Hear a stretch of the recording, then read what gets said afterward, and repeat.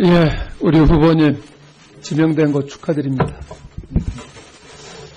후보께서는 지금 국세청이 국민들로부터 신뢰를 못 받고 있다 하는 얘기는 많이 듣고 있죠? 뭐 일부 그런 거 듣고 있습니다. 일부요? 예. 일부가 아니고 예. 올 초에 그 조세재정연구원에서 2천여 명을 상대로 해서 설문조사한 내용을 보면 국세청을 신뢰한다라고 답한 사람은 13.7%에 불과합니다. 또 우리나라 조세제도가 형평에 맞지 않는다라고 답한 사람이 10명 중에서 8명이 그렇게 답하고 있어요. 또 세금을 정직하게 내지 않아도 충분한 처벌을 받지 않는다라고 생각하는 사람이 85%가 넘는데, 또 상대적으로 세금을 낼 때 빼앗기는 기분이 든다라고 답한 사람은 이렇게 답하는 사람들도 10% 이상이 있어요. 이게 뭐를 반증하는 거냐면은 이런 거예요. 세금을 내는 사람은 힘없고 백없는 사람이 세금을 낸다. 그리고 정상적이고 정직한 사람들이 세금을 낸다. 이런 인식들이 일반화되어 있어요. 이런 얘기를 듣게 되는 이유는 방금 전에 우리 김성식 의원님께서 말씀하신 대로 정권이 바뀔 때마다 어떻게 보면은 국세청이 그 어떤 정권 하수적인 이러한 행태의 모습들을 보여왔기 때문이다. 이거는 뭐 국세청의 입장에서 보면은 억울할 수도 있어요. 이것은 결국은 정치권에서 이렇게 만들어 놓고 탓을 국세청으로 돌리는 꼴인데, 결국은 어쨌든 간에 이제 국세청은 권력기관화 됐다. 이렇게 보는 것이 일반적인 국민들의 시각입니다.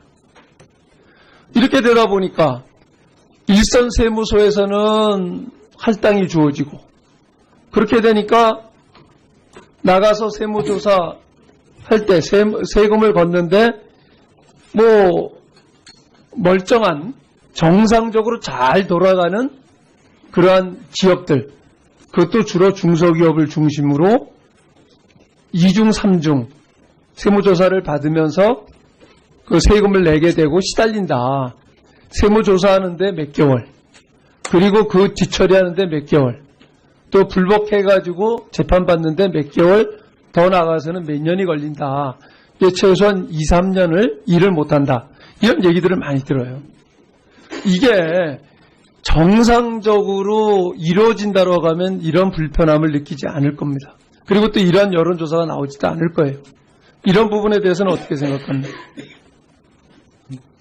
예, 뭐 의원님 말씀하신 대로 세무조사가 공정하고 독립적으로 운영돼야 한다는 의원님 말씀에는 적극 공감을 합니다.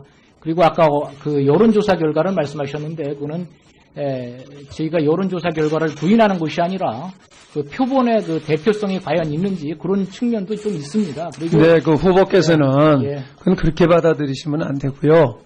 겸하게 받아들이셔야 돼요. 예, 그렇게 하겠습니다. 일반적으로 뭐 국세청 직원들은 열심히 했는데 평가를 이렇게 받으면은 뭐 억울할 거예요. 예, 그런 면이 있습니다. 네? 그러나 이런 걸 또 한번 보세요. 이 국세청 공무원들이 부도덕하다, 부패했다, 이런 얘기들이 많이 나오고 있는데, 금품 수수를 한 공무원 4명 중에 1명은 국세청 직원이다. 이겁니다. 25%가.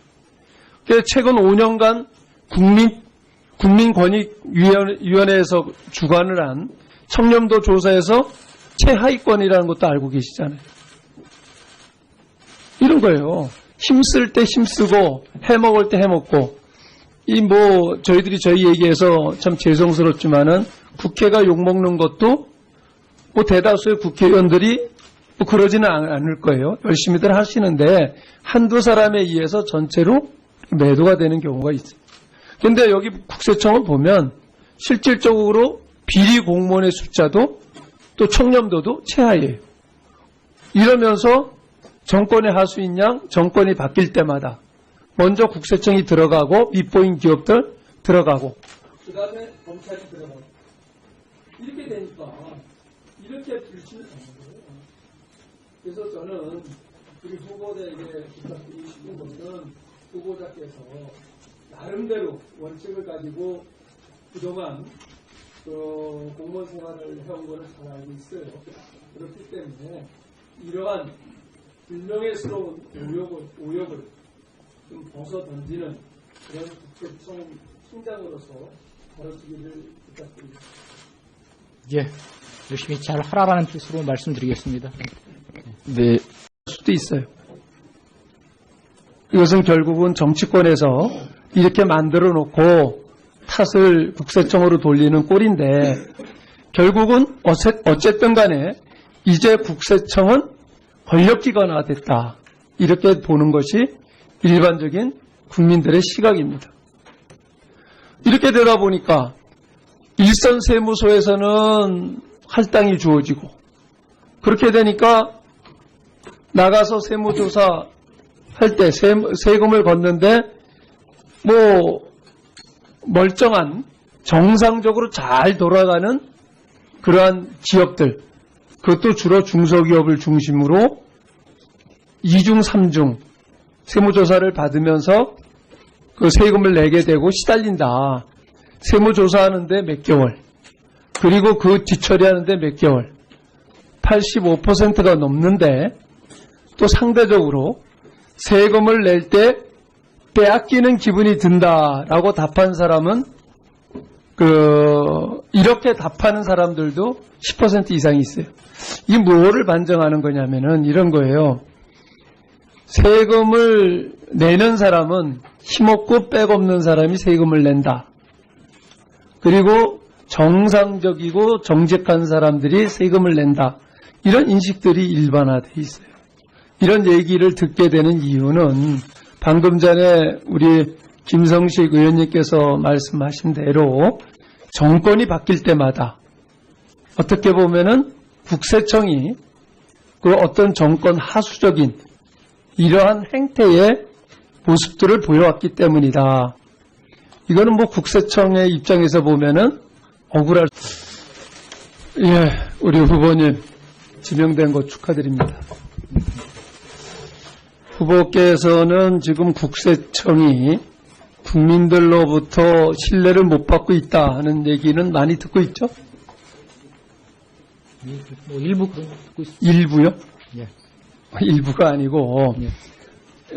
올 초에 그 조세재정연구원에서 2천여 명을 상대로 해서 설문조사한 내용을 보면 국세청을 신뢰한다라고 답한 사람은 13.7%에 불과합니다.